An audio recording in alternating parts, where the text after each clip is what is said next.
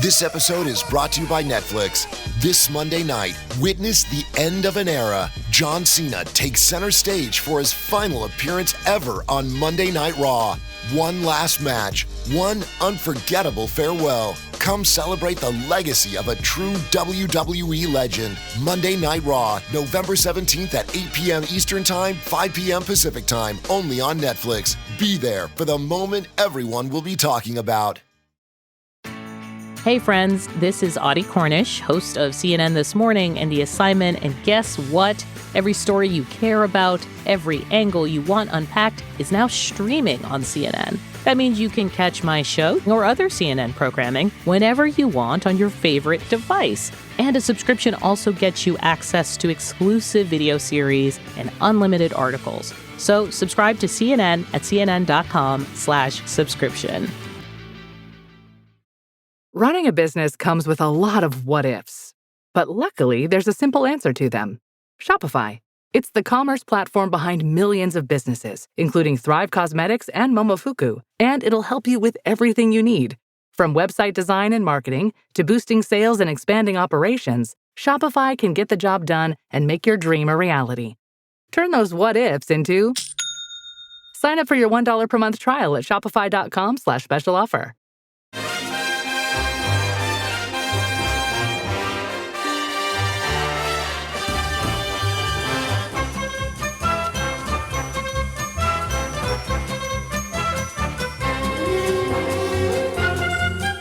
Hello and welcome to Away the Podcast. It's Martin Wonders here and you're joining us today for a Q&A pod as we answer a load of questions you lovely people have sent in about this Sunderland team that's sitting deservedly fourth place in the Premier League heading into this international break. We've got a load of questions, so thank you for everyone who's sent those questions in. And if you want to get involved in our Q&A pods, remember to look out for the post on X, aka Twitter, or email us at howaythepodcast@gmail.com. We've got a load of questions to get through today, and of course I've got a couple of people who have all of the answers. First of all, it's Andrew Smithson. Good morning, Andrew. Good morning. It's nice to see you, Martin. Are you doing well? Excellent, mate. Yes, absolutely fantastic, especially with the game on Saturday. And I know this is a Q&A pod, and we've got a load of questions to answer, but let's just spend a moment on that, because going toe-to-toe with Arsenal and looking completely at home on the same pitch as they did, that's a line in the sand. You know, you and I talked about all of those previous games against Arsenal last week, didn't we? And you kind of talk about games where you almost feel as if we've kind of like stretched to meet their level and all that sort of stuff. We looked completely at home. And there are some questions about the Arsenal game, but Andrew, it felt as if that was kind of it's almost a point there that we kind of go, you know what, actually, we are good. Yeah. You can have a draw against a strong side and it be plucky, but that wasn't plucky. We were going toe-to-toe and we were matching them. I've been saying all season we're a good team, and yet I was still not surprised, but there was that moment. There was a couple of moments during the game where you're saying, "Oh, we are good." It's a peculiar feeling, but we matched them. You could tell by their behaviour that they didn't like how much they were being pushed. They weren't used to it. When they scored to go ahead, they really celebrated that, which I think indicated to me that they knew things had been going tough. So it was really, really encouraging to see. And I don't know about anybody else. I don't know if anybody's made this point, but it felt a lot like the Leeds game last year at the stadium. Very similar in that it was under the lights at the stadium. We went ahead against a team that were expected to win. They then took over, they equalised, and they were the teams leading. And then in added time, we've got quite bizarre goals. The Leeds game was that mental own goal. Yeah. And then there was that one against Arsenal that was I mean, it was a great finish by Broby, but it's not the type of goal you expect to see. And it meant that we'd kept our unbeaten home record, but gone up against the team who in the division are expected to win it, and pushed them all away. Over the moon, Martin. It was really good from Sunderland. It certainly was. Also joining myself and Andrew this morning is Ant, and as Andrew says, you keep having this this feeling and this reminder that Sunderland are a good team. Part of the question is, how good are we? And we don't know, and I guess that's the exciting thing, isn't it? Oh yeah, 100%. I think Andrew's summarised it brilliantly there. Like in that 90 minutes, I don't think there was ever a point where we were like massively under the pump. Was there? Like, you saw Arsenal when Arsenal come out the second half and started that press on us. But it took a mistake from us to get them back into the game, and it took a wonder goal for them to go ahead. And the second goal from them's a fantastic strike. We should defend it better, but it's a great strike. You kind of take nothing away. And the first one, like I say, is a mistake from us, and that's how good teams manage to get through games, because when they get their chances to score, Saka's finish, it's a good finish. We think maybe should do better in his foot post, but it's still a great finish. But the fact that after then we took over again, and the fact that we've got this is what I was thinking coming away from it was 6 months ago when we got through with that playoff final. Would you ever envisage the point where your manager against the best side in the league, if not in Europe at the minute, because they're a fantastic side, Arsenal, brilliant defence and all that. Well, would you ever imagine your manager taking off a defender to bring a striker on, and the manager of Arsenal takes off a striker to bring a defender on, and we still score? The fact we're still going for these games is absolutely immense, and a massive well done to Register Briss on Saturday, because his substitutions were absolutely superb. And it got us right back into the game. And yeah, we fully deserved it. As you said there, we fully deserved it against a really, really good side. And I think now we've kind of known we were good, and it was just bubbling under, you know what I mean? And I think now the whole league's now stood up and now going to pay attention to how good we are. And that's going to give another challenge, because there are going to be teams who are going to come now and try and do what we did to Arsenal to us.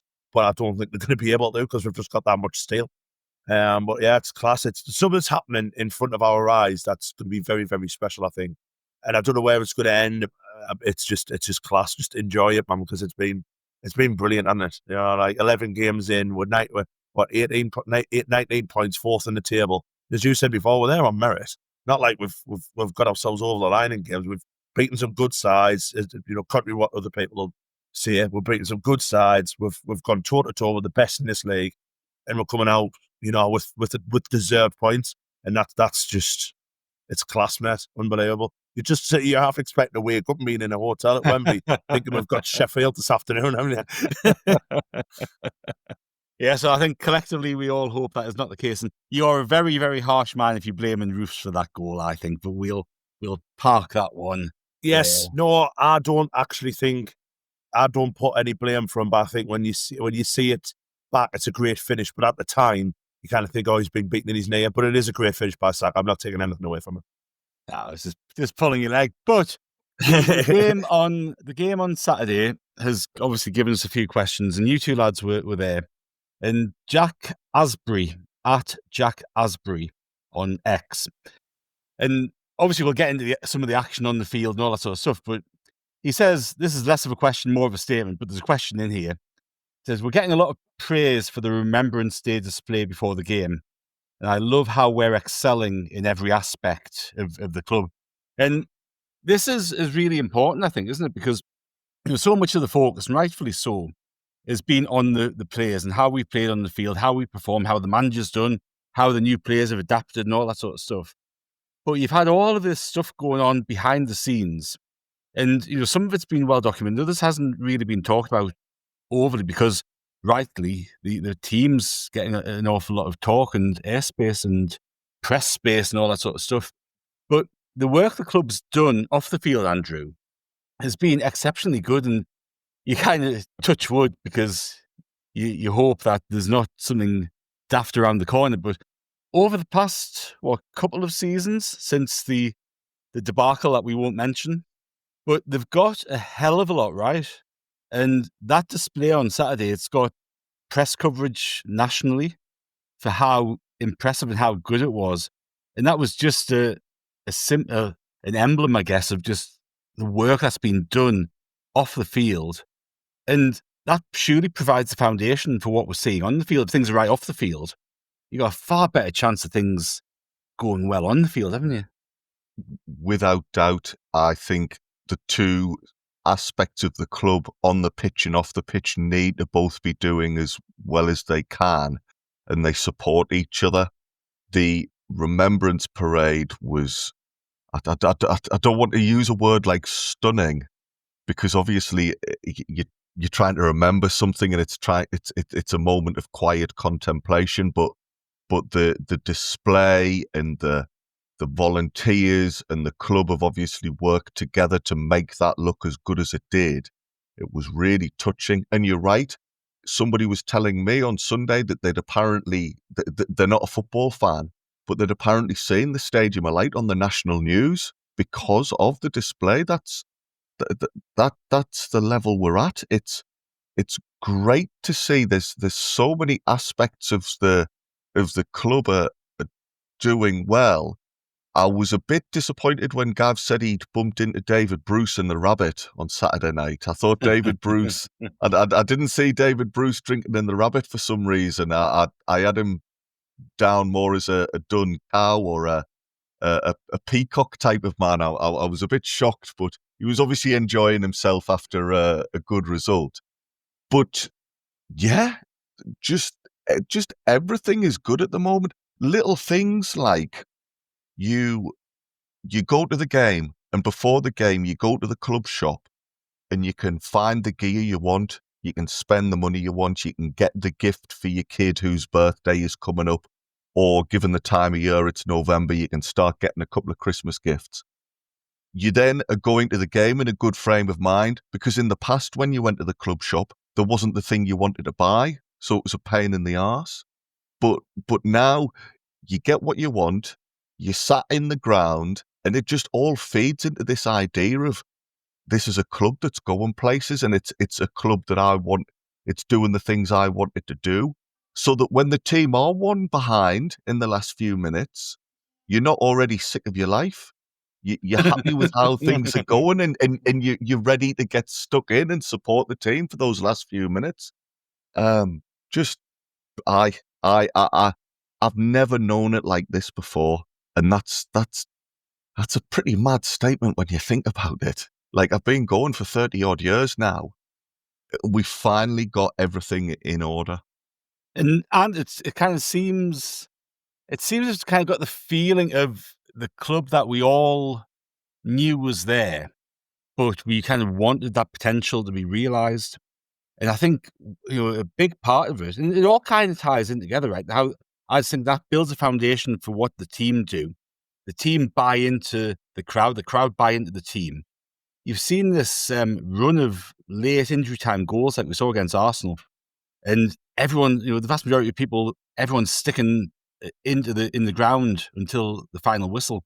People aren't drifting out as much as they used to with 15 minutes left, because they want, the team's earned the right, the club's earned the right for people to support and believe. And it's such a good place to be. You almost you're scared of talking about too much in case it ends. I'm still in that frame of mind. I know Gav would have a go and tell me off, because it's all real and it's all here, and you've got to enjoy it, and you do have to enjoy it. But you've got this whole thing where you kind of going, everything's so right, everything's going so well, and it's just it's such a good. It's a good endorsement of the work that's gone on behind the scenes over the past couple of years, 3-4 years, isn't it? Oh, 100%. It's this thing of, I think you remember when KLD came in, it was this, 5-year plan, which we're now in like the 4th year, aren't we? So like we were a year ahead of schedule already, and it's just, I'm like you, you know what I mean? I think you've got this, because obviously we're of the similar ages, similar age brackets and stuff like that, where we're used to things going wrong.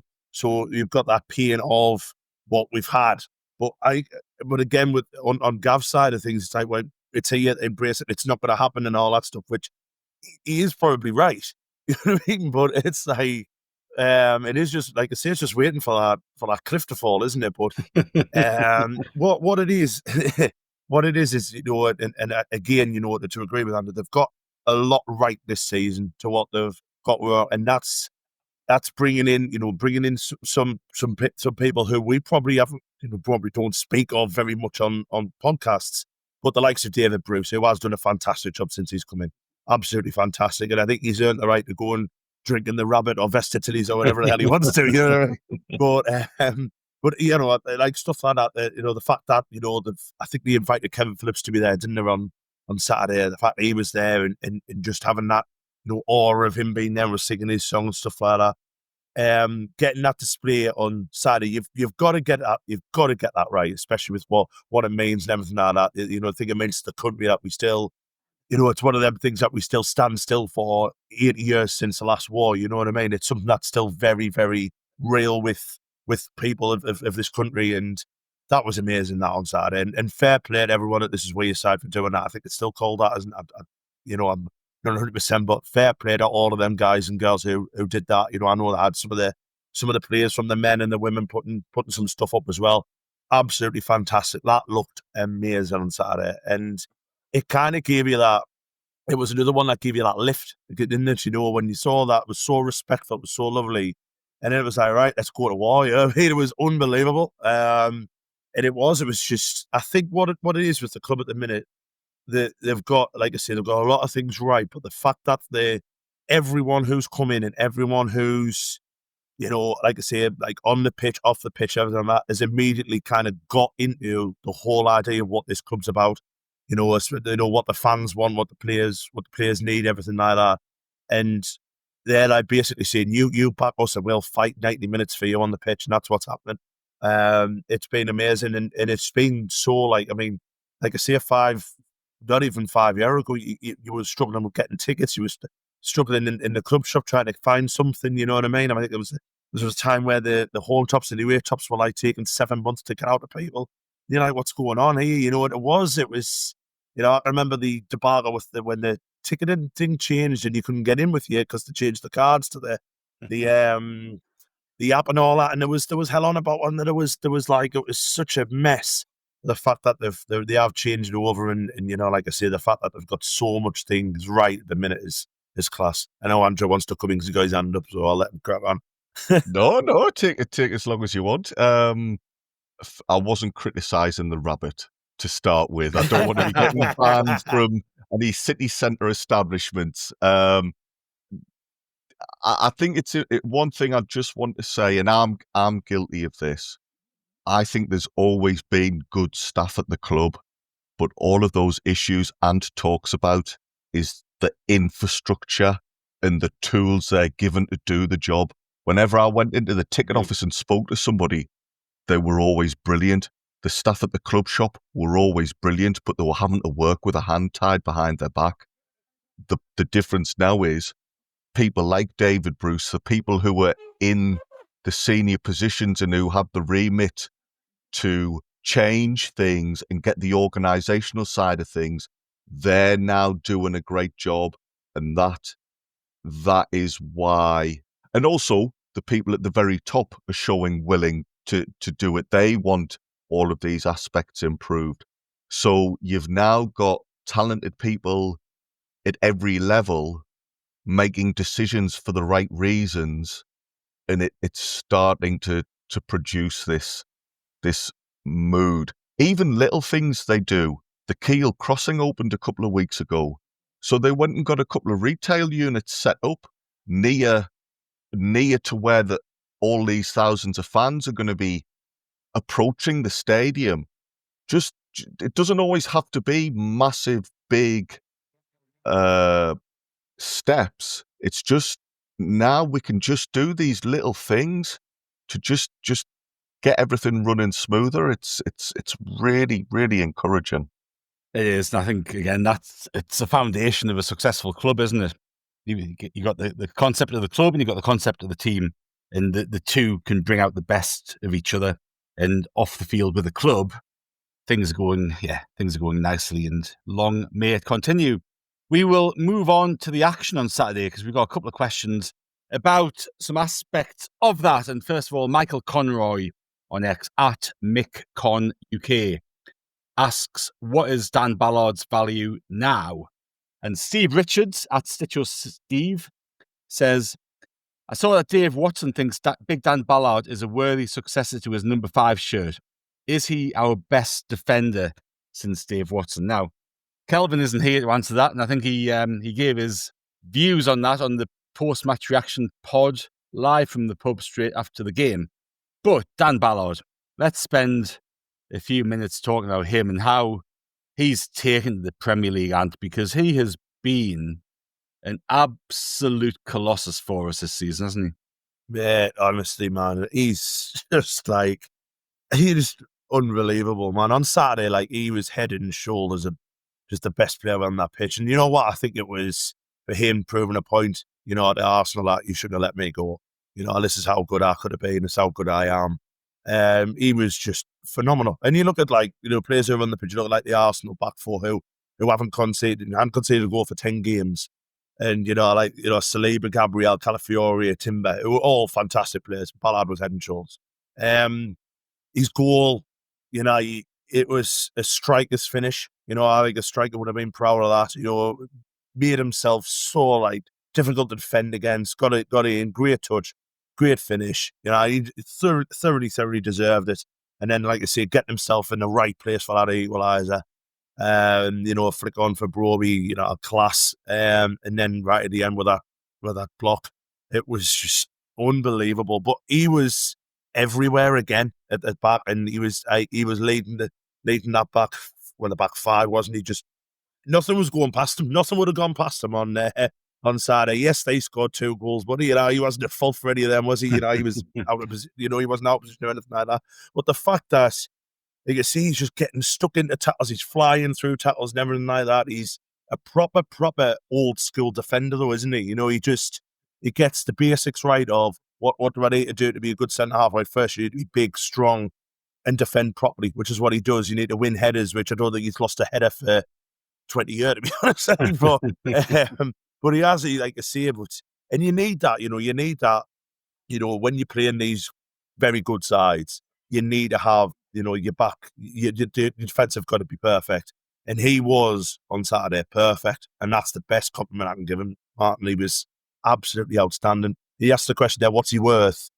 You've got to be talking 50 million upwards for that. You know, for a British footballer. And I know there's been a bit of hoo-ha on social media where people say, like, he should be in the England squad, which, sorry, he is Irish. We've got a bit of a problem there. But, you know, you've got to be looking upwards of 50 million now. Clubs are going to be looking at that thinking, you know, he's absolutely immense. And fair play to him, because he's been this one where you thought, well, he's been here for like a couple of seasons now. And we've always thought there's a good footballer in there. But he's always susceptible to a little injury or whatever like that. But this season, I mean, and he's been out for a couple of weeks as well, hasn't he, with a little injury? But he has been phenomenal for us. Absolutely phenomenal. And you can see that's just giving like the other defenders a little bit more confidence and stuff. And it's letting them do their job that they can do very well as well, which is class. And he's formed these partnerships with all the centre halves he's played with like obviously Muggy Earlier, Gertrude on Saturday, and obviously with Alderweireld here as well when Alderweireld has been there. So yeah, he's been brilliant. He's been a linchpin so far, like, to be fair to him. Andrew, you and I do our On This Week podcast with Kelvin every week, don't we? And you and I, and anybody who listens to those pods know how highly Kelvin speaks of Dave Watson and what he thinks of him in terms of his ability as a football player.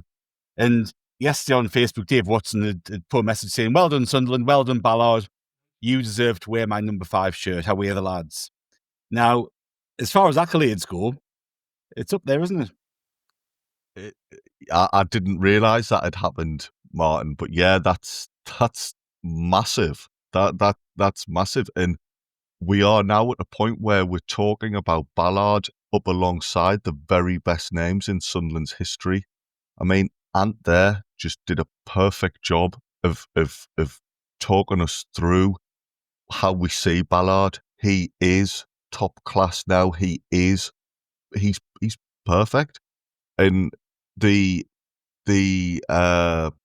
association with Dave Watson, I think, is quite nice because, of course, Dave Watson used to be a forward for us before being moved into defence and was quite handy in front of goal.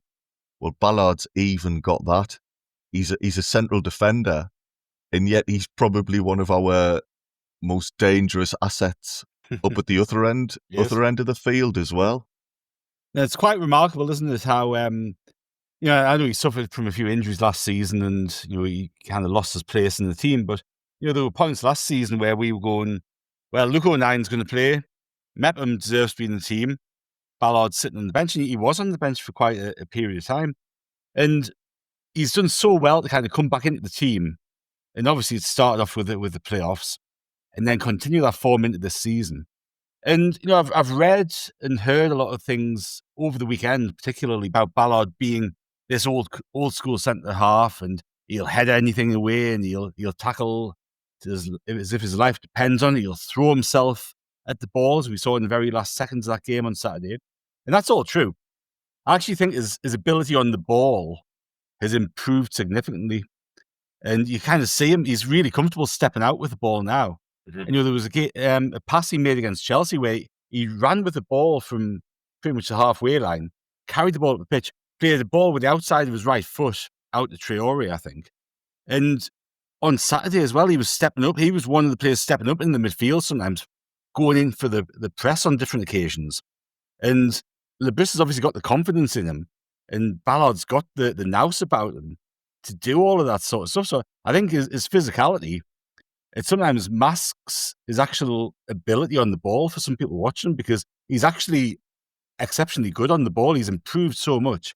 And I just think if you can keep him fit, again, that's a touch wood bit of it, because he has had a few troubles with injuries during his time at the club, hasn't he?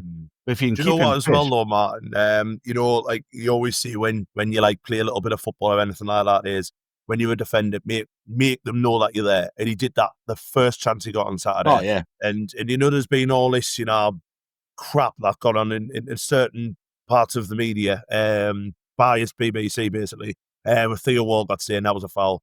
That was never absolute in nonsense. 100 years a foul. I mean, all that is a big, strong bloke making sure he knows that Marino, the striker, made him know that he was in a game there. He just went across, brilliant header. Yes, he caught him or whatever, but making himself big, everything like that, and that set him up for the rest of the game. That moment there, and you mentioned about Regis, with him being injured and stuff like that.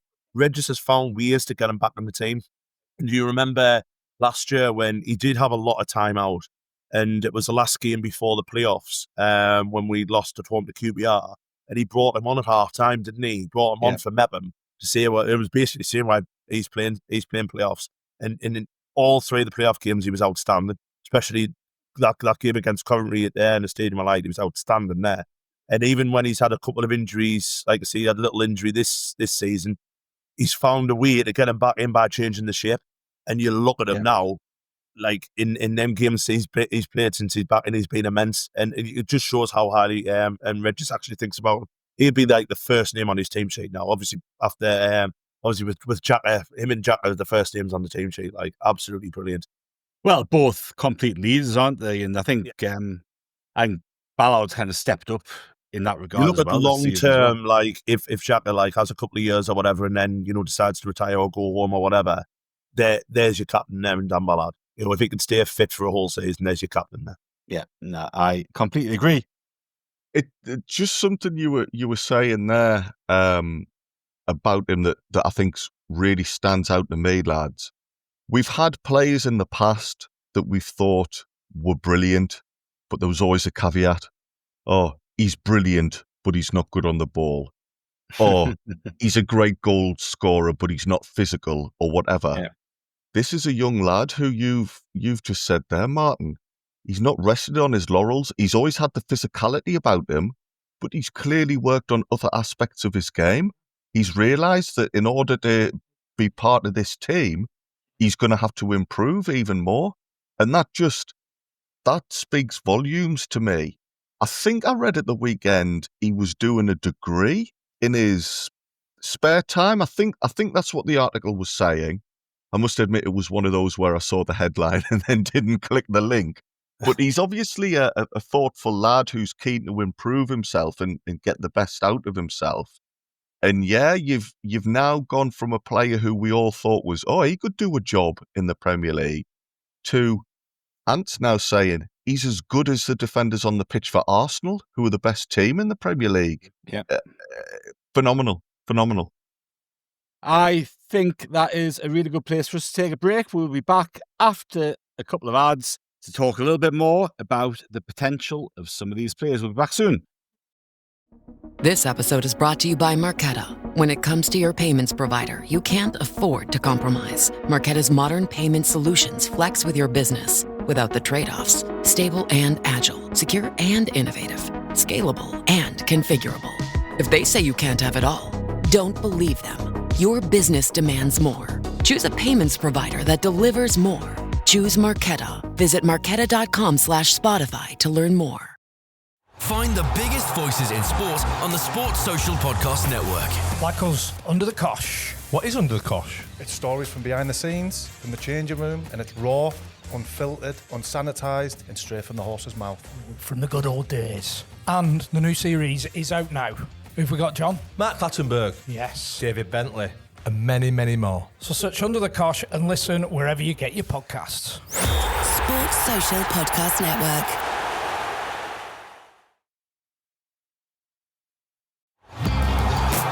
Find the biggest voices in sport on the Sports Social Podcast Network. Like Football Cliches with Adam Hurrey, Charlie Eccleshare and me, David Walker. It's a truly unique podcast all about the language of football, the words, the phrases and all the tiny things you didn't think you cared about until now. Search Football Cliches and listen wherever you get your podcasts. Sports Social Podcast Network. Welcome back to Away, the podcast, and we are enjoying talking about Sunderland at the moment. And Twang Mackham on X and at Carter MC Don25 both asked questions about the potential of our players. And we talked before the break about Ballard, Dan Ballard, and how he's improved as a player. And I think it's been a continual thing that we've talked about on the podcast over the years about the ceiling of some of these players. And it's very easy to kind of watch footballers play and kind of go, he's pretty good, or he's got a weakness, or he's not good at this, or he's not good at that. And Andrew, you were saying before the break again about, in the past we've had good players and you have a little asterisk against them going, really good, but can't pass with his left foot, or really good, but crap in the air. And you've kind of seen Ballard improve certain aspects of his game, but you've got this range of young players who have serious ability right now. But also, they are completely not finished articles. They are going to be learning off the players who they're playing around, learning off coaches, and they've got some significant potential. So Twang Mackham asks, just how good are these players and what is their ceiling? This totally makes up for the league camps, and he's used asterisks and stuff to put in the league camps name. James Vaughan's and Gareth Hall's. I thought it was harsh including Gareth Hall in that one, but that's fine. And all of the other shit we've had to endure. And at Carter MC, Don25 says, what do you genuinely think our ceiling is for this season? Now, Andrew, it's a big question, isn't it? But I just get excited about thinking how these players can develop and how we're going to see them settle more into Sunderland, settle more into English football, learn off the players that they're playing around them, settle more into Labrissa's style and tactics and all that sort of stuff. Because we're seeing all these players very early on in their Sunderland careers for the majority of them, and they're impressing us no end. So, what is the potential? It could be huge, couldn't it? It could be. It's crazy to think that this team is only, it's not even 10 or 11 games old, because the lineup now is different to how it was at the start of the season. I do think one time when we sit down on an On This Week podcast, we might have to do a Gareth Hall in defence of, because my memory of Gareth Hall, I remember at the time thinking he wasn't the best, but he seemed to get more stick than he deserved. Now that might cause the correspondence to flood in, but it was because of Darius, wasn't it? If Peter Reid hadn't dropped him, Yeah. if Peter Reid hadn't dropped Darius, it was Gareth Hall taking that player's place. I think kind of made things a lot worse for him. Yes, yeah, you're right. The circumstance, he was perhaps the wrong person at the wrong time. But the current team do have a really high ceiling because at present, we've just managed to match the best team in the country, having 2 weeks earlier beaten the team who are currently the World Club champions. So we are already performing at an amazing level, and yet there were times against Arsenal when we were sloppy and we made a couple of mistakes. So yeah, we're giving Arsenal one of the toughest games in months, and yet you're still thinking, oh, we could be better here. I mean, that staggers me. But yes, yeah, the ceiling's high because, again, we've got a lot of young, hungry players. They're not just happy to now say they're in the Premier League. I think the story was after the Everton game, the players were going home disappointed that they hadn't won all 3 points. Yeah. Nobody is thinking the job is done now. They've all got a drive to get even better. And you're seeing that. You're seeing it happen on the pitch. It isn't just Ballard who's come on leaps and bounds. These players are all at good starting points, but are showing the capability and, importantly, the desire to get even better. So why not be full of belief and think this club could genuinely become a proper contender in the top half of the league? And you've got players like Habib Diarra, who've played a handful of games and record signing, probably one of the most highly rated players that we signed during the summer. He's played a handful of games. He's going to come back into the team hopefully in December. We don't really know what he's going to bring to the party fully, do we? You've got Brian Broby there coming off the bench, getting his first goal, a £20 million striker on the bench. And he's obviously going to come into the team at some point. We don't know how good he can be and what he can add to the team. You've got Simon Adingra came off the bench. He's been out of the sort of limelight for a few weeks. But he's an exceptionally good player and can add an awful lot as well. So you kind of going, this team currently is doing so well. You've got people like Noah Siddiqui who are playing out the skin, but you know for a fact that he is not playing at his peak level he's going to reach in his career. He's going to get better and better and better. And, it's just an exciting thing to think about when these players are fully settled in and you've got some players back from injury and you've got players like Broby who are going to contribute more to the team. I'm going to sound ridiculous saying this. If your aspirations changed insofar as you're going, you know what, we could get Champions League this season? Or is that fanciful thinking? I think it's definitely changed as of, I don't think we'll go down. I don't think we'll be in a relegation fight at all. I think that when the season started, I thought, you know what, I think we all would have said, give us 17th at the end of the season. And then the first game happened and the turning point for me, because we'd had a good start and stuff like that. The turning point for me was Aston Villa at home when we went down to 10 and still made them look ordinary. And you look what Villa have done since that game. Villa have been one of the form sides in the league, got a very, very good result yesterday against a really good Bournemouth side. But that was when we played down to 10, still managed to find a way to get a result there. And, again, made them up ordinary and probably could have got another one. Then I'd kind of put, we're not going down.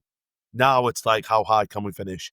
Champions League, I don't know. I think that we're going to see some good teams who are improving now. You look at I think it's Chelsea who have got above us, haven't they now? And I think Liverpool, I mean, I know they're all over the place at the minute. I think there's still a good side there. But I can remember being on a pod with Andrew and Johnny mentioned 7th and higher and kind of got laughed at. And you're looking at it now, you're kind of thinking, are there 7 or 8 better teams than us in the league? I don't know. I think we're well amongst it. I think we're comfortably top 12. I think that's something I'm thinking of, and I still think that'd be a fantastic season. But you look at on the pitch And you look at when Granit Xhaka was saying, coming off against Everton, Granit Xhaka was saying, well, we lost the game after the first 20 minutes because we weren't good enough and our standards need to be higher than that. And then you look at the response on Saturday, you think, well, they're obviously aiming for something. They're obviously aiming for these European places.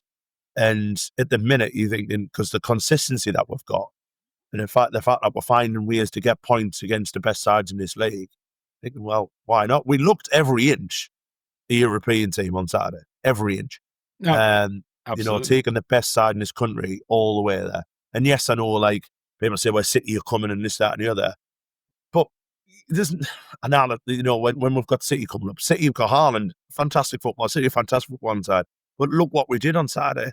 We made Arsenal panic on Saturday, and you saw on Arteta's face, Arteta was screaming for fouls that weren't happening. They were getting really agitated with us. Arsenal, the players were getting agitated. You could see it on the pitch. You could feel it in the stadium how agitated they were, and it took a mistake to put them back in the game. So we've got absolutely nothing to fear. But yeah, I think with the Galway Cross, my expectations have changed probably 2 or 3 times this season because of how well we're doing. But it is that thing of, because I think it's a question, it may be something we need to talk about, especially if we're still there come Christmas or something, because obviously there's a January to come into. Is it maybe a season too early to go into Europe? Because you see what happens with teams who go in first. You saw what's happened with Forest this season. They've got off to a really bad start because you're playing Thursday, Sunday. Do we need that yet? I don't know. But especially 2 or 3 years' time, then I think, yeah. And the fact we're even mentioning that is mad. It certainly is. And Andrew, I hadn't mentioned there about the Aston Villa game, and I was looking on social media this morning, and I saw an Aston Villa fan talking. And obviously, they've again had a great result at the weekend, and the point that the Aston Villa fan was making was that he said that point at the Stadium of Light looks like a class result for us now. And this is an established Premier League team, qualified for Europe, playing against 10 men for the majority of the game against a newly promoted side. And they're going, you know what, in hindsight, that was a cracking result, getting a point there. And I think, we've obviously been here for the duration, right? We've seen the club progress. We've seen players come and go and all that sort of stuff. The wider football world just looks, Sunderland's a newly promoted club. Newly promoted clubs find it tough going in the Premier League, naturally. The big difference in all of that thinking is that this is essentially a new team. And, if a different team had signed Lefay and Isidore and Ballard from us and put them into their squad, you wouldn't be going, they're going to struggle next season. You'd be thinking, good signs. It'll be interesting to see how those players take to the Premier League. And I think we've actually been unfairly labelled as a team that's going to potentially struggle because of the way that we went up and because we were a promoted side. But the reality is that none of us know how this side's going to do when it progresses. And, we've got a couple of questions kind of related to that in terms of what's coming up. So Matty Oliver on X says, is there any need to fear City and Liverpool in December? I genuinely can't see why we should be fearing any team at the moment. We are fucking class, which I would agree with. And a simple sentiment, but I completely agree with it. And at Perplex Phantom 9 says, as I'm writing this, Liverpool are losing 3-0 away to City. With that, do we stop looking at December with an oh shit attitude and start thinking we could get a good set of results? Aside from Man City away, I'd favour us to get a result against every other team. And he ends with Ballard is greater than Burn. But it's an interesting thing in terms of how these results, Andrew, have kind of changed that outlook on December. Because when you looked at the fixtures at the start of the season, you're going, we've got this run and it looks okay, but it's absolutely essential we get points there, because if we don't, it's going to be a real struggle come December when you've got this really tough run of fixtures. Now I'm looking at this run of fixtures in December going, bring it on. I cannot wait to see how we do against this lot. And now you're kind of looking at the opportunity rather than the threat. Yeah, I mean, we're already in our supposed tough run of fixtures and we're unbeaten in 4 now, is that right? Apparently we still haven't played anybody. I'm sorry. Well, I have to stop you there. exactly. That was how it started. Oh well, some people begrudgingly went, "Aye, all right. They've got a couple of good results, but they've not played anybody yet." Well, we are playing somebody now and still doing as well as we were. So obviously, you've got to accept that Liverpool, just because they are a little bit lower down the table than you would expect, you would imagine things will come good for them. I think there's 4 or 5 teams who are maybe a point or 2 points below us. So we might slip a few places down the table, but still, yeah, there should be no fear against any team now, because where's our weak point? We're decent away from home. We're decent at home. We can defend when we need to defend. We can attack when we need to attack. Yeah, I'm not looking towards upcoming fixtures and thinking, we'll be lucky to get away with a 2-0 defeat here. You can be quite realistic and think, yeah, we'll give them a game, and they're going to have to be on form to get something against us. And said there about, maybe Europe might be too soon for us. And I can understand that. And there is always something in the back of my mind saying, well, we don't want things to happen too fast. But you look at how we approached the Premier League season, and we completely revamped the squad. We're not a Championship squad who are stepping up into the Premier League now.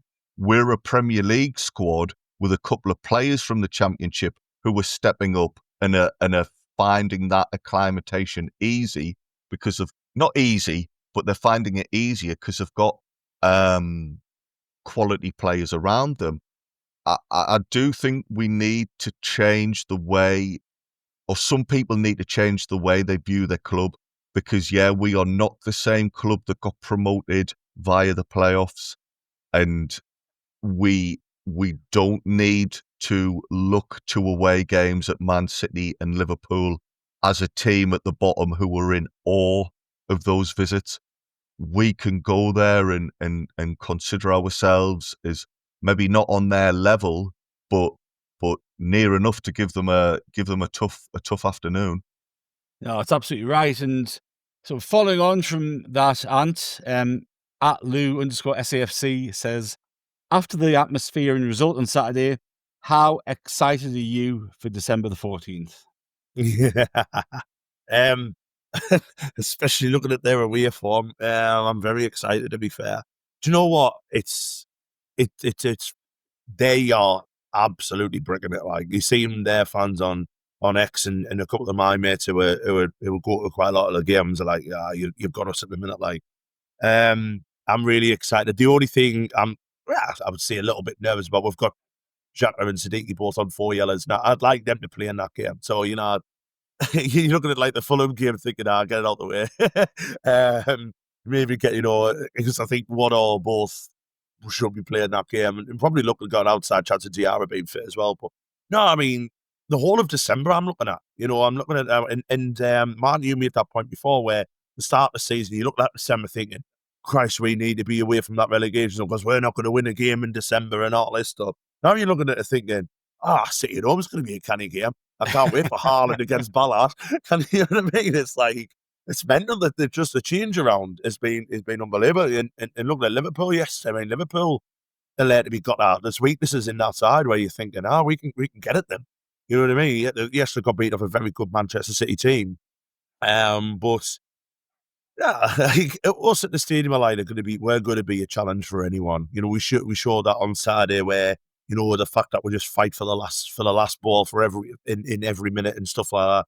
And again, away from home, we're picking up results. We've got a few winnable games. Fulham going down to Fulham's going to be a tough ask. But Fulham aren't doing brilliantly this season. That's a good chance to get something down there.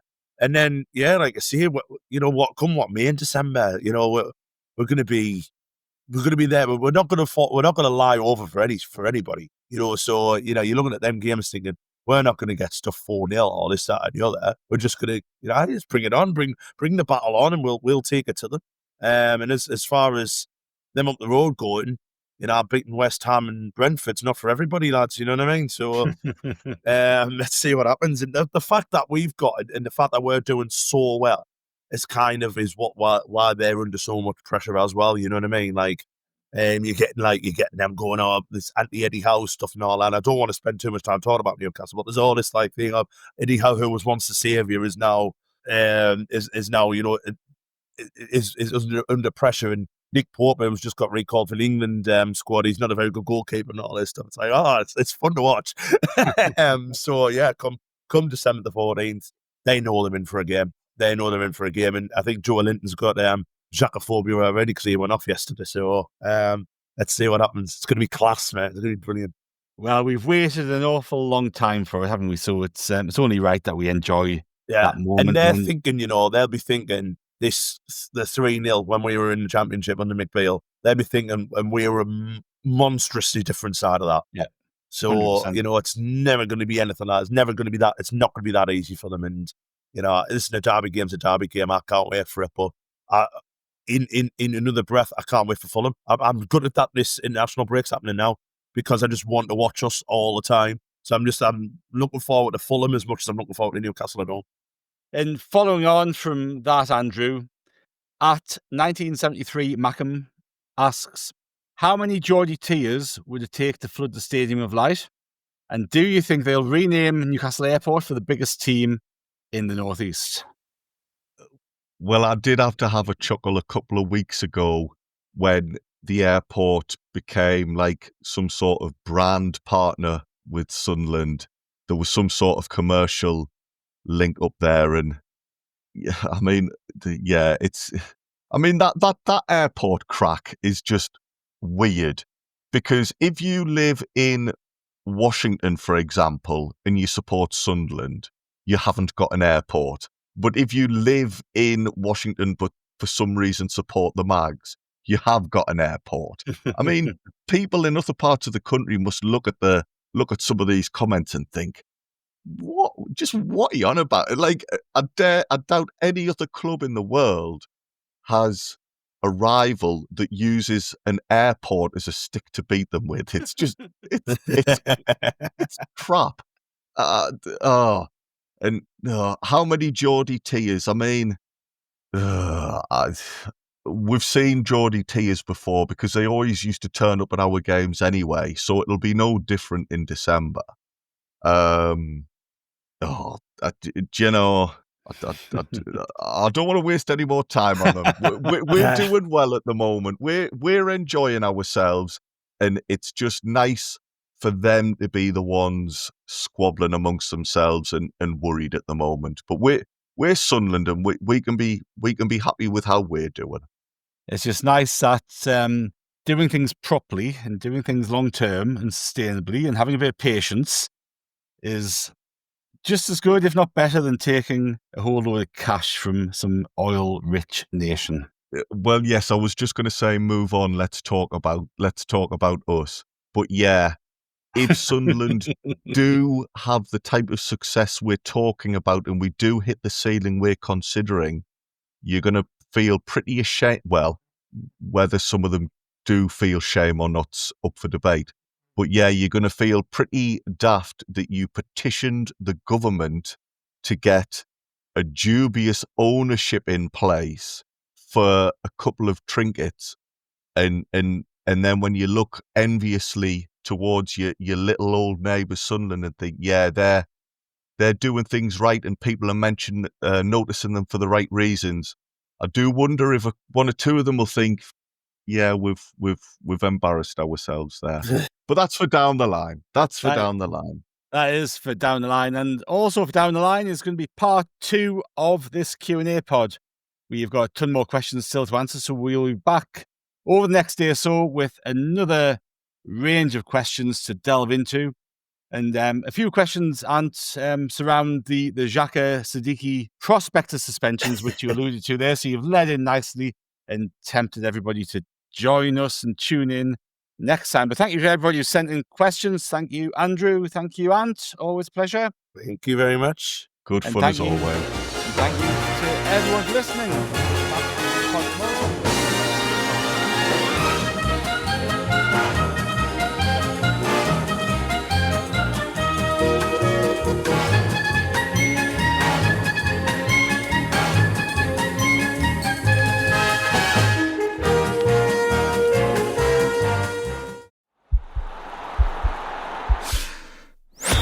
This podcast is part of the Sports Social Podcast Network.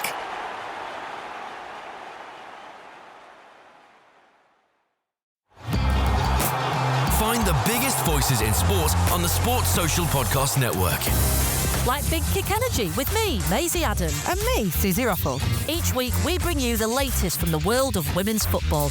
Whether you're a lifelong fan like me, or a newer fan like me and have recently got swept up in the Lioness excitement, we've got everything you need to know about the women's game. Search Big Kick Energy and listen wherever you get your podcasts. Sports Social Podcast Network.